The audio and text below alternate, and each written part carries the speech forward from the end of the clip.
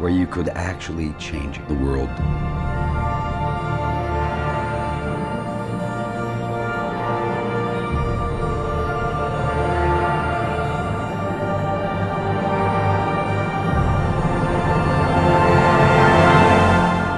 Future and fantasy movie பார்க்கலாம்னு நினைச்சா இந்த படம் உங்களை சர்ப்ரைஸ் பண்ணும். ஏன்னா வேற லெவல்ல இருக்கும் இந்த படம்.